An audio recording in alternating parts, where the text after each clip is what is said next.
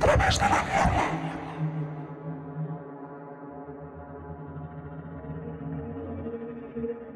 En la España de 1981, una nación que aún tambaleaba en su joven democracia, se gestaba una tragedia que dejaría una huella imborrable en la memoria colectiva. El 10 de mayo de aquel año, 3 jóvenes llenos de vida y sueños emprendieron un viaje que jamás imaginaron sería el último.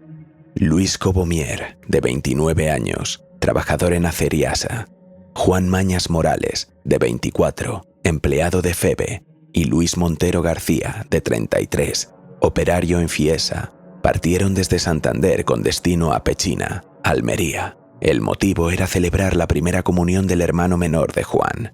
Sin embargo, el destino les tenía preparada una cruel jugada. Durante el trayecto, su vehículo sufrió una avería cerca de Manzanares el Real, en Madrid. Sin desanimarse, continuaron su camino en tren hasta Alcázar de San Juan y, posteriormente, alquilaron un Talbot Horizon en Puerto Llano para proseguir su viaje.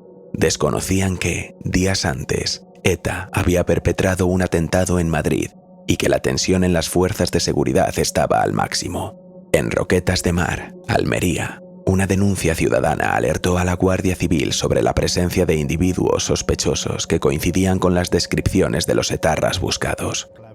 De todo, se les avería el coche y entonces necesitan otro coche. Un chaval los identifica como los 3 etarras que han aparecido ya en todas las portadas de los periódicos y en muchos carteles, han aparecido como los autores del atentado al general Valenzuela. Ellos llegan a Manzanares, alquilan su coche y se van para Almería. Mientras tanto ya se monta la historia y hay un busca y captura de estas 3 personas como autores de la muerte del general Valenzuela. Atención todas las unidades, atención. 3 peligrosos terroristas armados se encuentran en Almería. Sin pruebas concluyentes, los agentes detuvieron a Luis, Juan y Luis, creyendo haber capturado a peligrosos terroristas. Lo que siguió fue una cadena de horrores. Se estuvieron en una tienda, compraron unos objetillos los muchachos, los otros, para su hermana. Cuando allí los cogieron, al salir de Roquetas los cogieron de la tienda, mano arriba. Pues echaron las manos arriba, los pusieron contra la pared, allí los maniataron a todos y entonces salió la mujer de la tienda. Dice, no le hagan nada, que me han pagado, son muy buenas personas, no le hagan nada. Pero iban 11 guardias civiles. Los jóvenes fueron trasladados a un cuartel abandonado, donde fueron sometidos a brutales torturas en un intento de obtener confesiones inexistentes. Golpes, descargas eléctricas y humillaciones fueron parte del tormento que sufrieron. Sus clamores de inocencia fueron ignorados.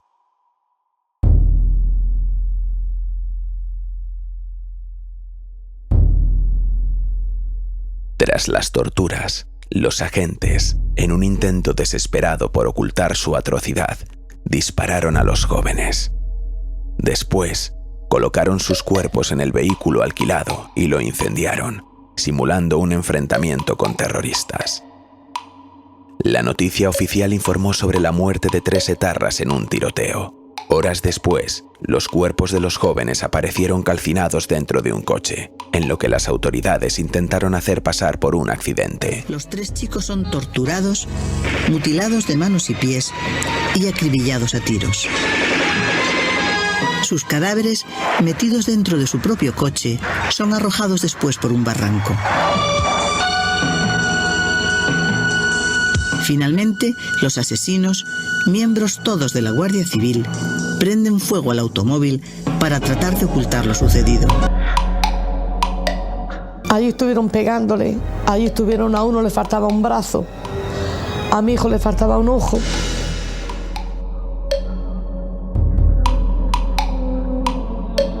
¿Han visto ustedes el cadáver de su hijo? No han dicho que no abramos el ataúd. ¿Usted sería capaz de ver el cadáver de su hermano, si es necesario? Si es extremadamente importante, necesito que lo reconozca. Inicialmente, la versión oficial de la Guardia Civil fue que el coche en el que viajaban las víctimas había explotado de manera accidental. Sin embargo, la autopsia reveló que los cuerpos presentaban múltiples impactos de bala y signos de tortura previos a la quema del vehículo. Estas evidencias desmontaron la explicación ofrecida por las autoridades y levantaron una ola de indignación en la opinión pública.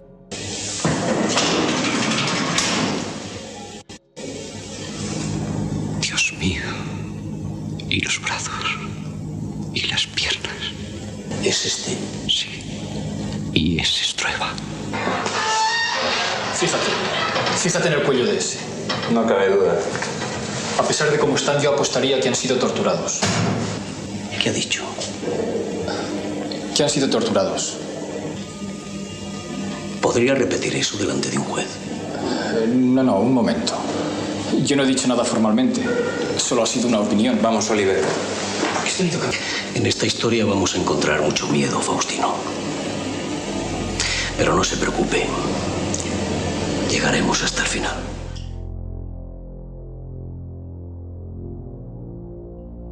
La sociedad española, aún conmocionada por el reciente intento de golpe de Estado, se indignó al conocer la verdad.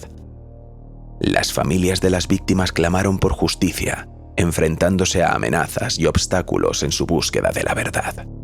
A pesar de los múltiples intentos de encubrimiento, el caso llegó a juicio en 1982. Gracias al abogado Darío Fernández, pudieron conseguir sentar a 3 de los 11 guardias civiles que participaron en los asesinatos. Las presiones fueron muy fuertes porque era la primera vez que se juzgaba a la Guardia Civil tras la dictadura de Franco. Sabiendo que todo era una patraña, pues se pusieron a sacar cosas allí, a inventarse trapos sucios de cada uno de los chavales, incluso de la familia, contar historias que no venían al caso porque además no habían ocurrido y que por encima de todo querían hacerlo ver que eran etarras. Se escucharon testimonios en esa sala increíbles, una actitud de Castillo Quero, de los responsables del asunto, de los abogados de la defensa, una actitud tan inaceptable, insisto, no en términos jurídicos, sino morales, ¿no? De no solo no mostrar el más mínimo arrepentimiento, sino de cuando ya se sabía que estos señores no tenían nada que ver con ETA, lanza y dice, bueno, eso es lo que se ha dicho, pero nosotros seguimos pensando que algo tendrían que ver. Y ya empezaron a declarar que si a mi hijo llevaba, que si le habían dado 14 tiros por el reloj del corazón. Y dije yo, que ha hecho mi hijo malo, para que tantos tiros le pegue. Y ya me mareé y ya me sacaron allí, me sacó la policía afuera. Y ya no me dejaron que entrara hasta que ya se acabó todo lo que estaban hablando de mi hijo. Sí, me han hecho polvo, hija mía. 14 tiros por el reloj del corazón. ¿Qué había hecho mi hijo para eso? ¿Qué había hecho mi hijo malo para que le dieran 14 tiros? ¿Y qué había hecho mi hijo para que le saltaran su ojico? ¿Y qué había hecho para que le saltaran la cabecita? Ay, hijo Almaña. Qué grande esa palabra, madre mía. Qué grande eso. 3 guardias civiles fueron condenados: el teniente coronel Carlos Castillo Quero, el teniente Manuel Gómez Torres y el guardia civil Jesús Simón Corrales. Se les impusieron penas de prisión que, sin embargo, fueron reducidas y posteriormente se beneficiaron de indultos parciales, quedando en libertad tras cumplir solo una parte de sus condenas. Este caso evidenció los profundos fallos en el sistema y la impunidad con la que operaban algunos miembros de las fuerzas de seguridad. Las familias de Luis, Juan y Luis nunca cesaron en su lucha por el reconocimiento de sus seres queridos como víctimas del terrorismo de Estado. A pesar de los años, su dolor y su demanda de justicia permanecen vigentes.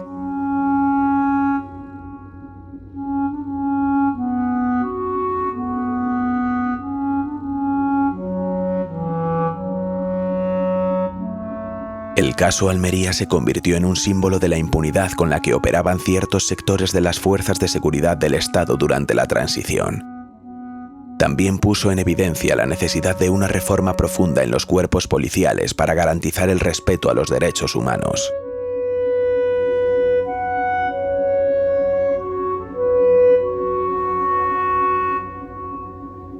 Las familias de las víctimas, apoyadas por organizaciones de derechos humanos, han seguido luchando durante décadas para que se reconozca oficialmente a los 3 jóvenes como víctimas del terrorismo de Estado y para que se haga justicia plena. El caso Almería sigue siendo un episodio pendiente de cerrar en la historia reciente de España. La falta de una reparación efectiva y el silenciamiento institucional sobre lo ocurrido reflejan las dificultades del país para afrontar su pasado con transparencia. La memoria democrática exige no solo recordar a las víctimas, sino también garantizar que hechos similares no vuelvan a repetirse.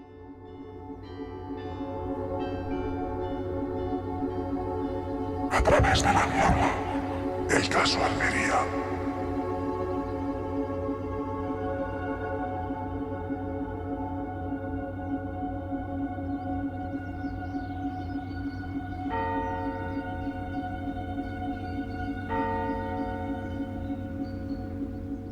Y la semana pasada, en el podcast de la semana pasada, hablábamos de uno de los casos que yo considero que son de las mayores vergüenzas nacionales, y me vino a mí a la mente el caso Almería, porque quizá es un caso mucho más desconocido que el crimen de Cuenca.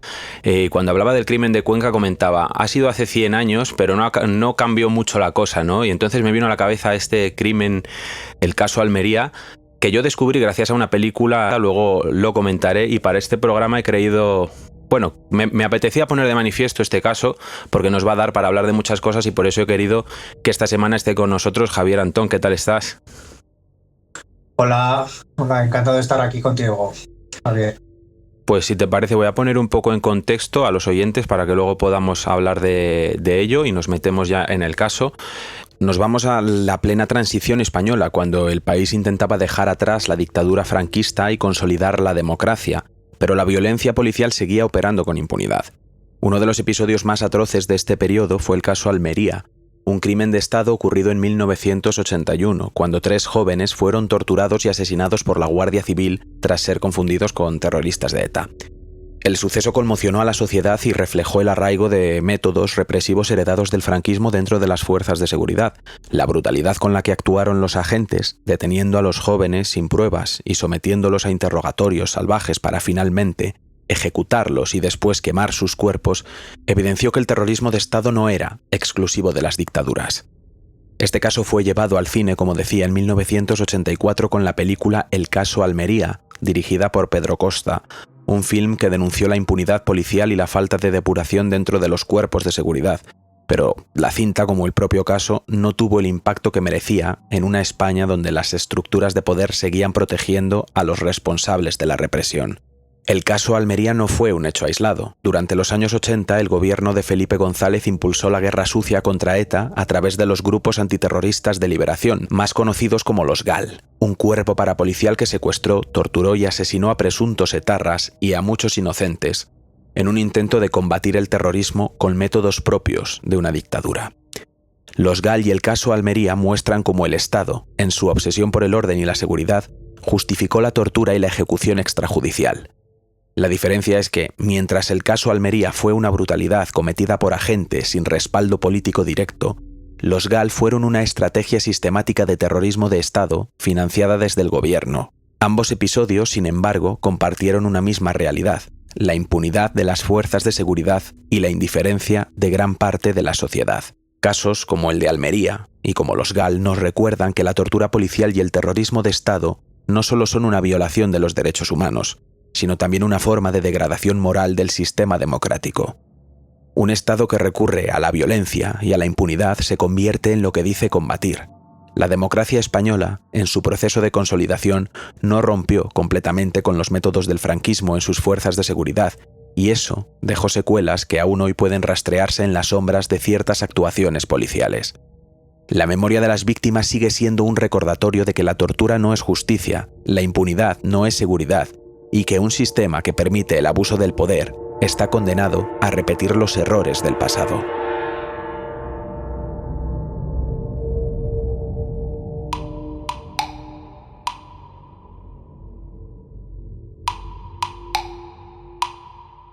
No muevo una coma de lo que has comentado. Yo creo que efectivamente todo esto pues nace de unos cuerpos y fuerzas de seguridad del Estado que son franquistas, que vienen de una dictadura fascista, como era el franquismo, de un entorno en el que la policía era la ley y bueno, ya luego se podía afinar en un juzgado lo que fuese necesario. Y bueno, pues con esas prácticas aprendidas, esas prácticas que venían desarrollando a lo largo del tiempo, pues llega la transición y la realidad. Y aquí se demuestra, con este caso, es que las prácticas no varían, ¿no? Y bueno, para mí esto creo que pone sobre la mesa la necesidad de unas fuerzas y cuerpos de seguridad del Estado que sean democráticamente militantes en la democracia. O sea, creo que los valores democráticos, los valores cívicos, no es una parte muy notable o muy importante a la hora de seleccionar candidatos y candidatas a los fuerzas y cuerpos de seguridad del Estado actualmente. Bueno, de hecho, hace unos días salía una encuesta, ¿no?, que desglosaba el voto según los diferentes ramas laborales, ¿no? Y curiosamente, pues los miembros de las fuerzas y cuerpos de seguridad del Estado, pues en un 80% votaban a partidos de derecha, ¿no? Que en este país lo que entendemos por partidos de derecha para mí son todos partidos de ultraderecha, ¿no? Porque un partido como es el Partido Popular, fundado por exministros de un régimen fascista, pues no creo que no se puede categorizar de otra forma que no sea partido de ultraderecha, ¿no? Entonces, pues ya que Vox sea todavía más ultraderecha o lo de se acabó la fiesta, pues ya no sé lo que es, pues bueno. Y sí, totalmente de acuerdo con lo que has comentado. Yéndonos al contexto histórico del caso, ¿cómo crees tú que influyó el clima político tras el intento de golpe de Estado del 23F en la actuación de las fuerzas de seguridad? Bueno, pues yo, sin haber vivido ese momento histórico, porque yo nací en el 85, un poco el relato que creo que nos ha llegado a todas las personas, ¿no?, que nacimos después de ese momento. Bueno, no sé ya a tu generación, a la mía yo creo que por lo menos el relato era que era un momento de inestabilidad, era un momento en el que los partidos que estaban en la izquierda, ¿no?, que tampoco podían ser demasiado ambiciosos porque siempre estaba el ruido de sables. Pero también creo que luego, si analizamos la realidad, es cuando llega Felipe González y el PSOE al gobierno, cuando se desata gran parte de este terrorismo de Estado, ¿no? Como por ejemplo con los grupos antiterroristas de liberación, que no hay que olvidar que mataron a 27 personas en total. Y bueno, habrá gente que diga que ETA mató a más gente, pues efectivamente, pero yo creo que esto no es un tema de números, ¿no?, de cantidades, de quién ha puesto más muertos encima de la mesa o menos. Creo que es un tema, como bien apuntabas, de derechos humanos y de Estado de Derecho, de cómo en un Estado democrático, un Estado de Derecho, como así recoge la Constitución española, no se puede poner el Estado y las instituciones a la altura de grupos terroristas, ¿no? Porque eso deslegitima totalmente el sistema que se supone que es democrático.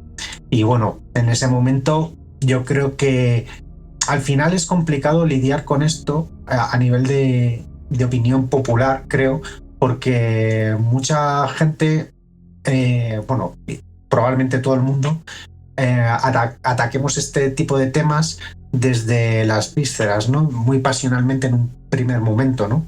Y igual el ánimo revanchista, el ánimo de venganza, pues es un punto en un primer momento. También creo que antes de la transición, lo que era el terrorismo de de ETA no se percibía ni se entendía de la misma forma que después de la transición, ¿no?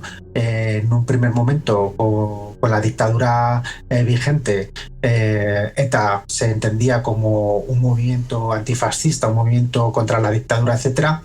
Y bueno, es cuando llega entonces la transición y se instaura pues un sistema democrático en el que pues en teoría tú puedes defender tus posiciones políticas abiertamente y sin temor a la represión, cuando ya se deja de entender la vía de las armas, ¿no? Uh-huh. Y bueno, pues en fin, yo también, viendo un poco el dossier del caso que has pasado, justo el caso Almería, el asesinato de estas personas se produce tras un atentado también. O sea, volvemos al tema de la revancha, ¿no? Como es especialmente grave ese sentimiento cuando el que lo sufre es una persona que tiene acceso a no solo a armas, sino también a una posición de poder como es de agente de las fuerzas y cuerpos de seguridad del Estado. Claro, además en ese momento en el que ellos hablaban de una confusión, que hubo una denuncia, se pensó que estos chicos eran, pero en un momento dado se dan cuenta de que no son terroristas y ya después de lo que han hecho deciden ir para adelante con ellos. Les matan a sangre fría, les disparan y encima simulan pues esa suerte de accidente de tráfico quemando el coche. O sea, es una cosa terrible, la verdad. Yo te iba a preguntar hasta qué punto existía una cultura de impunidad en los cuerpos de seguridad durante la transición, pero es que claro, no hago más que pensar en el crimen de Cuenca, pero es que ahora me ha venido a la cabeza, a raíz de todo lo que estábamos hablando, el caso de los chicos de Alsasu, ¿no? Y es una cosa muy reciente, del año 2016, entonces estamos todavía dentro de eso, de alguna manera. Totalmente de acuerdo. Y te diría más, aparte de los chicos de Alsasu, podemos también hablar de las personas afectadas por la infiltración de elementos policiales en movimientos sociales, ¿no? Como a través del engaño pues han utilizado a ciertas personas pues para crear una suerte de relación personal y así poder tener acceso a una coartada pues mejor construida, ¿no? Que no deja de ser pues podría entenderse bien, yo creo que debería entenderse como una violación en toda regla, ¿no? Ya no solo de la intimidad, sino como una agresión sexual, porque en esos casos es que realmente tú estás, si mantienes una relación sexual o una relación afectivo-sexual con una persona que te está mintiendo para poder utilizarte como herramienta para acceder a una información o para acceder a un estatus dentro de un grupo y poder ser percibido como un aliado más, pues claro, es muy maquiavélico todo, ¿no? Y sí, yo creo que esa impunidad sigue plenamente vigente a día de hoy. El otro día, fíjate, estaba escuchando en la cadena SER un programa que hacían sobre el tema del narcotráfico y de cómo pues eso, pues los narcos cada vez en España pues tenían pues más manga ancha para operar y todas estas cosas, ¿no? Pero en ningún momento mencionaron ninguno de los casos, que ha habido varios, de miembros de los cuerpos y fuerzas de seguridad del Estado, tanto Guardia Civil como Policía Nacional, que han sido encausados por narcotráfico, por colaborar con el narcotráfico. Y bueno, y siempre de alta graduación. Aquí en este caso también. Uno de ellos un teniente coronel, si no me equivoco. Uh-huh. O sea que, no sé, hay que. Yo creo que esto es importante porque hay que comentar que en la Guardia Civil un teniente coronel, o sea, es un mando con un rango muy alto. Uh-huh. O sea, no es cualquier persona. O sea, en el ejército en general puede haber muchos tenientes coroneles, pero la Guardia Civil es otro mundo. Y desde luego un teniente coronel es un rango, pues bueno, que no es cualquier mindundi. Y sí, no sé, si es que mirando luego todos los indultos, que es otro tema recurrente, sí, ¿no? el tema de los indultos a policías y políticos encausados con este tipo de temas, como fue Barrio Nuevo, que le condenaron a 10 años y pasó 3 meses en la cárcel. Con todo un presidente del gobierno como era Felipe González acompañándole hasta la puerta de la cárcel y vitoreándole y mostrándole como un héroe cuando fue el artífice del secuestro de una persona, de Segundo Marey. Entonces, pues bueno, es que al final no solo es la impunidad de la policía o de los cuerpos policiales, es que es todo el entramado franquista y clientelar que nos llega desde el franquismo y que se perpetúa hasta nuestros días, ¿no? A nivel policial, a nivel político, a nivel mediático, a nivel judicial y bueno, ahora parece que como afecta más al PSOE, pues parece como que el tema del lawfare y de la ofensiva judicial pues se acepta más, pero hasta hace bien poco en este país los jueces eran seres de luz también. O sea, eran poco menos que ángeles. Y bueno, yo insisto, creo que la solución a esto es, bueno, no sé, más recursos entiendo que hablo desde el desconocimiento para los asuntos internos de estos cuerpos policiales y una labor de selección, unos procesos de selección más intensivos y que pongan el acento en los valores democráticos de los aplicantes. Claro, esa era la pregunta que quería hacerte, ¿no? ¿Cómo el Estado puede responder ante este tipo de crímenes cometidos por sus propias instituciones y muchas veces protegidos por esas propias instituciones? Porque este caso intentó acallarse igual que muchos otros y muchas cosas que incluso no sabremos, ¿no? ¿Por qué se tarda tanto en reconocer a esta gente si se les llega a reconocer como víctimas del terrorismo? Pues, sinceramente, yo esto lo extrapolaría a una relación personal. O sea, creo que es el mismo problema que por ejemplo, que a alguien le cueste pedir perdón. O sea, pues porque se entiende como una humillación muchas veces, ¿no? El pedir perdón. Y más si estamos hablando pues de un Estado, ¿no? Y más si estamos hablando de un país como España, pues con esta tradición y con unos grupos sociales bastante amplios, pues con una visión de que, pues bueno, que España tiene que ser una grande y libre y que cómo vas a decir que España tiene que pedir perdón por algo, porque eso es humillar la nación y la historia y todo, ¿no? Y al final eso se traduce, igual que en cualquier persona en una relación tóxica, al final esto emponzoña el sistema que se supone que es democrático y bueno, cuando el propio Estado viola sus leyes, el propio Estado es el que bueno, aplica métodos de represión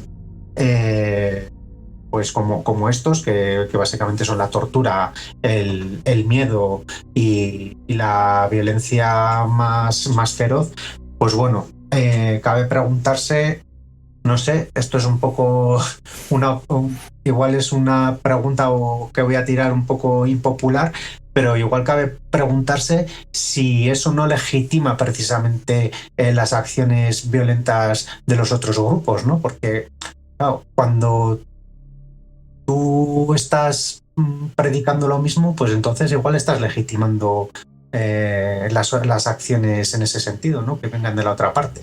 Uh-huh. Hubo muchos intentos de encubrimiento de este caso, pero acabó de una manera u otra saltando. Y al final llega a juicio en el 82, 3 guardias civiles son condenados, el teniente coronel Carlos Castillo Quero, el teniente Manuel González Torres y el guardia civil Jesús Simón Corrales. Se les imponen penas de prisión que son sistemáticamente reducidas, se benefician de indultos parciales y al final quedan en libertad tras cumplir solo una parte de sus condenas. Creo que la pregunta sobra, ¿no? Pero ¿fueron las penas impuestas a los culpables adecuadas? Pues claro, es que ya no solo las penas, sino hay que decir que la Guardia Civil hasta el día de hoy es un cuerpo militar, es una parte del ejército. Esto quiere decir que a estas personas, vamos, no lo he mirado, pero me atrevería a decir sin temor a equivocarme que el tribunal que les juzgó fue un tribunal castrense. No es lo mismo tampoco cumplir condena en una prisión civil que en una prisión militar. No es lo mismo cumplir una pena de prisión en una prisión militar siendo un número de la Guardia Civil que siendo un teniente coronel. En fin, creo que aquí también me gustaría saber no sé si las tienes, las penas, si fueron las mismas para todos, porque igual es que hay hasta un componente de clasismo. Igual incluso el teniente coronel fue el que menos se llevó, no lo sé. Pero bueno, en cualquier caso, pues hombre. Pues mira, fueron 42 años de prisión para el teniente coronel y 27 años de prisión para los otros 2 acusados. Pero claro, de ahí cumplieron lo que cumplieron. Bueno, Castillo Quero estaba en libertad condicional desde el 20 de julio del 92 y el resto no te sé decir. O sea, como unos 10 años aproximadamente. Bueno, no sé, yo pues me alegro que por lo menos al que más rango tenía le aplicasen el componente de por lo menos más responsabilidad.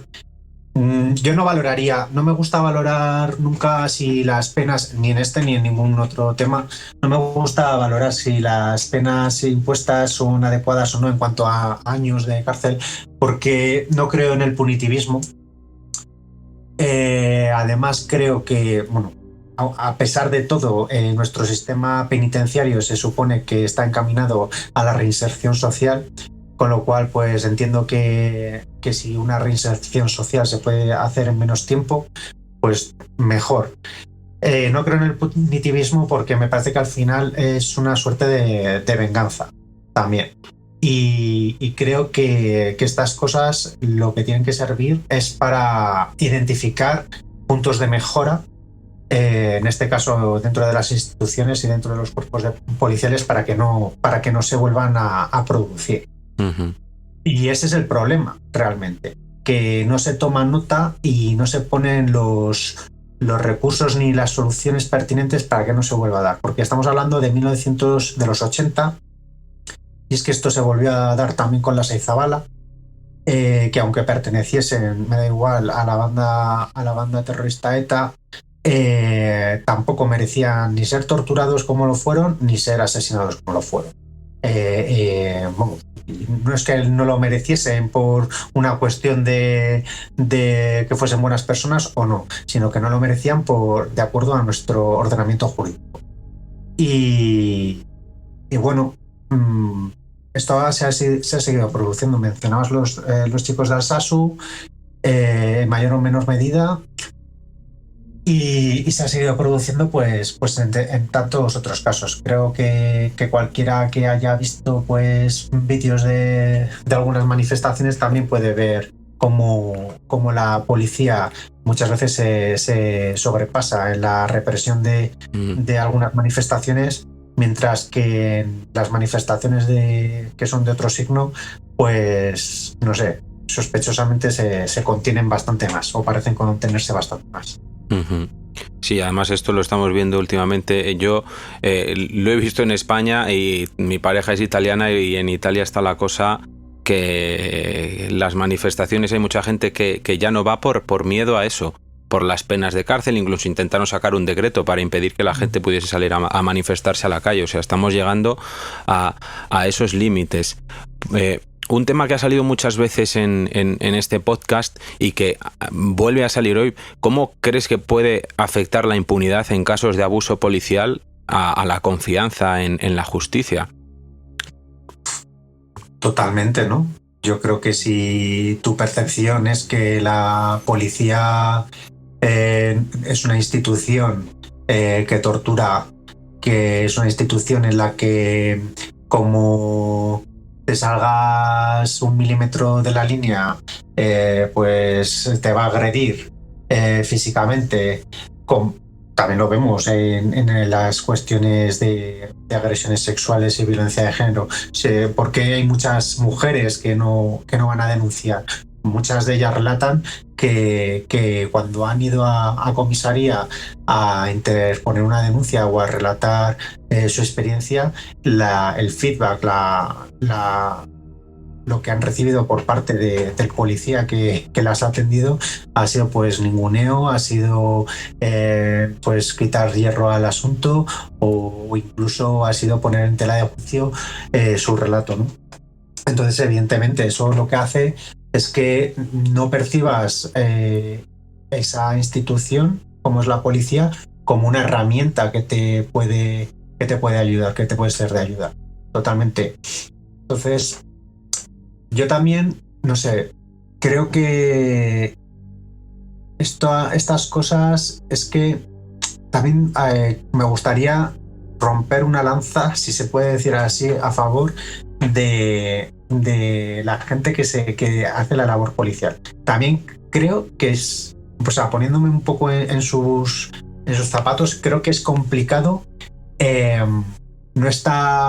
no tener una percepción de la realidad totalmente distorsionada cuando tu día a día es, pues no sé, realizar continuamente acciones de seguridad ciudadana, ¿no? Acciones en las que, pues yo qué sé, estás viendo pues una pelea, luego estás viendo pues un robo, luego estás viendo, pues bueno, todo el día estás viendo cosas negativas, ¿no? Entonces, entiendo que tu percepción de la realidad puede estar distorsionada totalmente, ¿no? Y que eso pues igual te haga pensar que el sistema no funciona, que lo que hace falta es mano dura y todo este tipo de cosas. Pero precisamente por eso creo que es algo en lo que pues, los cuerpos policiales tendrían que trabajar. No sé, igual tendrían que rotar más a la gente para que no sea todo el trabajo que hagan y puedan ver otras cosas más en positivo.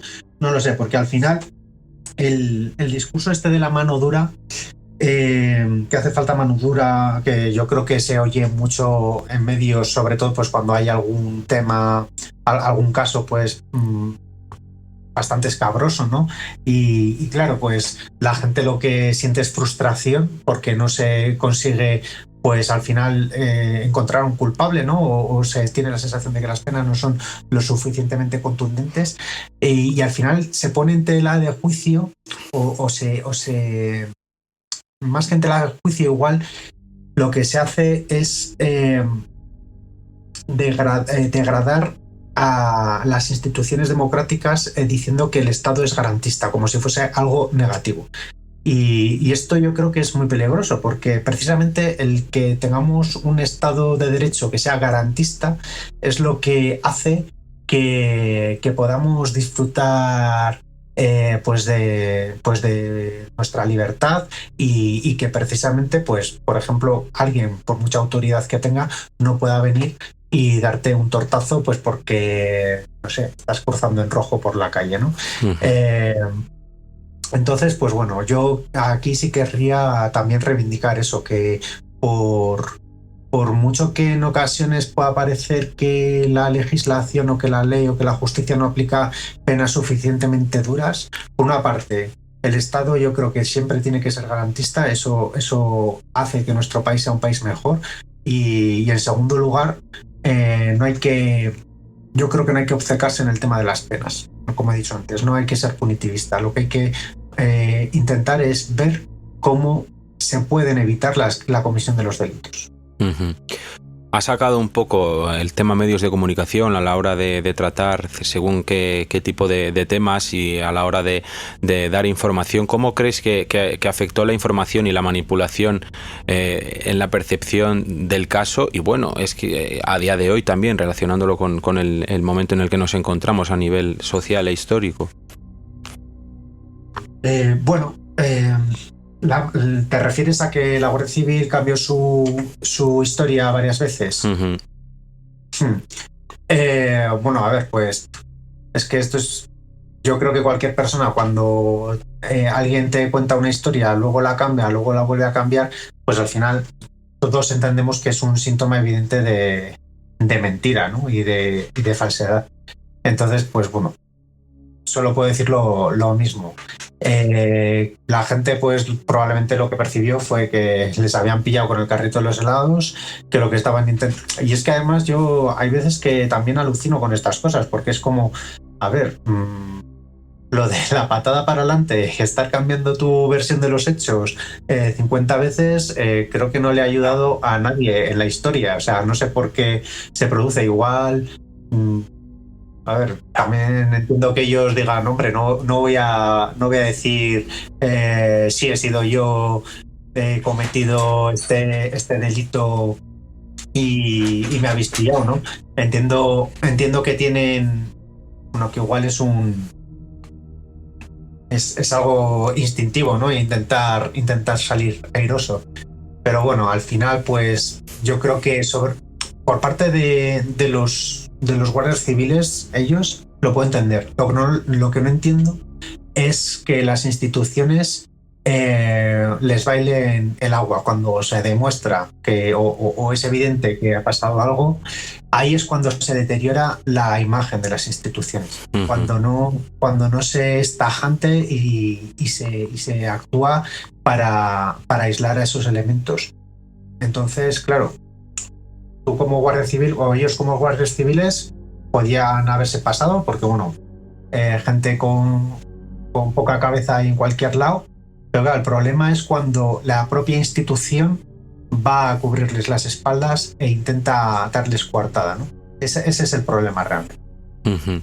Claro, si hablamos de la memoria histórica, de la importancia, un poco por lo que yo he traído este caso, el caso Almería, por lo que traje la semana pasada el crimen de Cuenca, es que yo creo que es relevante seguir recordando este tipo de casos hoy en día y que no se olviden, porque como yo te comentaba, hay muchas cosas que yo he descubierto de la manera más fortuita posible. Por ejemplo, el tema de los GAL lo descubrí por Cuéntame cómo pasó. Y fue cuando me puse a investigar sobre esa historia. No sé qué edad tenía cuando tocaron ahí el tema. El caso Almería, pues un poco por lo mismo, por una película de casualidad, pero son cosas que muchas veces cuando se nos habla de la transición y se nos habla de todo este tipo de cosas, parece que se olvidan, como que aquí solo ha habido terrorismo de un bando y el terrorismo de Estado ha existido. Entonces yo creo que es muy importante tener de manifiesto que esto ha pasado.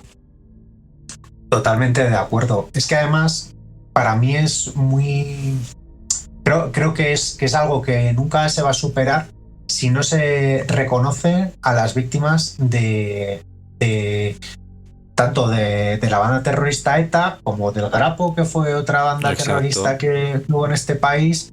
Luego también había una por Galicia, que no recuerdo el nombre, pero también como los muertos, los asesinatos producidos a manos del GAL, a manos del Batallón Vasco Español, a manos de legionarios de Cristo Rey, etcétera, que ha habido un auténtico terrorismo de ultraderecha y también de Estado.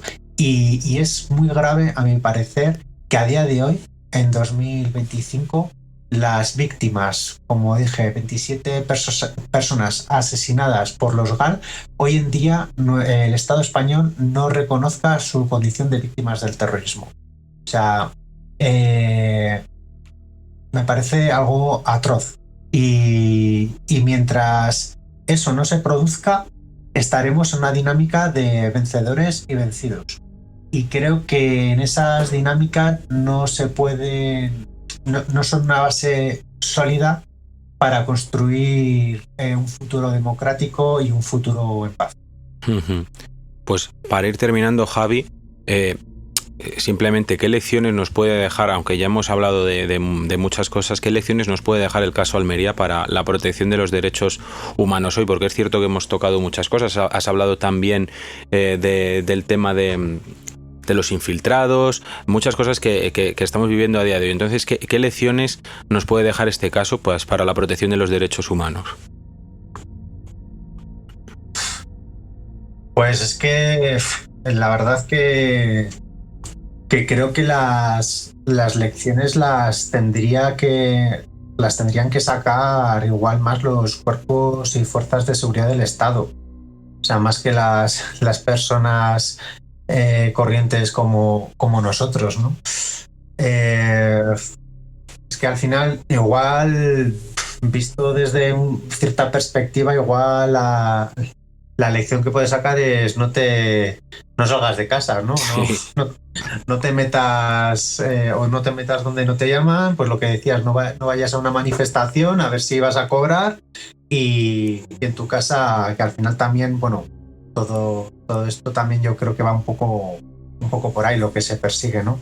Con la represión. Yo lo que intentaría, o yo creo que lo que hay que hacer es informarse sobre el pasado,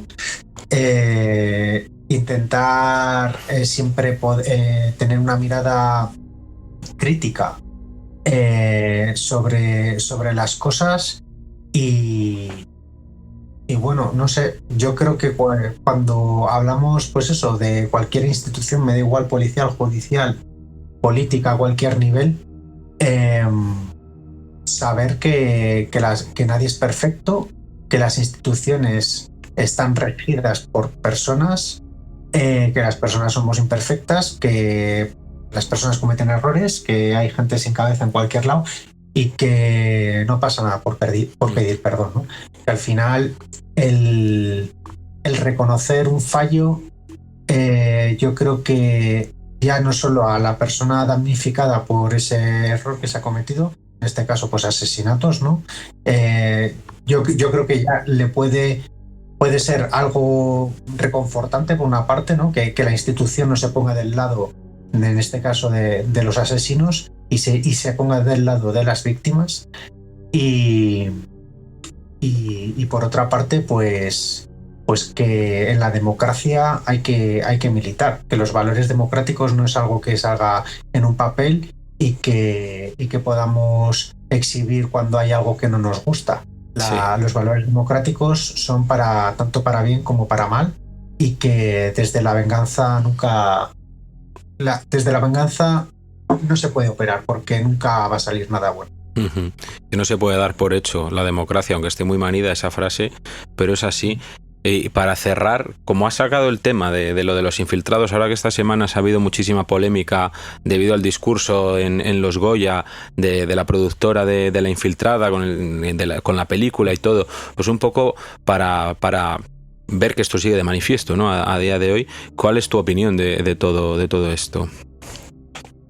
Yo vi la película, me pareció una buena película, me pareció que, bueno, el Goya creo que es la mejor actriz, no recuerdo el nombre de la actriz, pero bueno, ganó el Goya, me pareció que era merecido. Incluso el Goya mejor película me puede parecer que es merecido.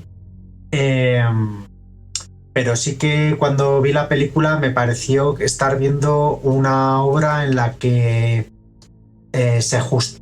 o sea, tampoco se daba gran importancia a que ese operativo policial estuviese montado pues sin ningún tipo de bendición judicial ni de acuerdo a ningún tipo de protocolo democrático ni a ningún protocolo establecido por la ley, vaya. Y bueno, así luego viendo el discurso de la productora, pues me confirmó que mi percepción había sido la correcta, porque bueno, pues fue un discurso pues muy orientado a la exigencia de la reparación para las víctimas de ETA. Y totalmente de acuerdo, hay que reparar a las víctimas de ETA. Creo que son víctimas que han sido reparadas y que siguen siendo reparadas en tiempo y forma. Cualquier persona en este país que tenga la condición reconocida de víctima del terrorismo es una persona que cuenta con una serie de privilegios y me parece perfecto, pero no hay que olvidar pues, lo que hemos contado durante estos minutos, que hay otras personas que también han sido víctimas del terrorismo ejercido desde el Estado, terrorismo ejercido desde la ultraderecha, y que no tienen reconocida su condición de víctima, y que son personas con las que nuestro Estado está en deuda a día de hoy. Pues Javi, muchísimas gracias por haberte pasado por A través de la niebla. La semana pasada me lo reprocharon de buena manera, ¿no? Que el crimen de Cuenca tenía unos matices políticos sobre los que no me había centrado tanto, y por eso también he querido traer este tema, ¿no? Porque creo que, como ya he dicho, ponen de manifiesto muchas cosas de las que hemos hablado en esta charla, en esta tertulia, y creo que es un episodio que va a hacer que la gente pues piense un poco sobre muchas cosas que conocemos, pero no tan en profundidad. Así que, Javi, muchísimas gracias y un abrazo muy fuerte. Gracias por la invitación, Javi. Un abrazo.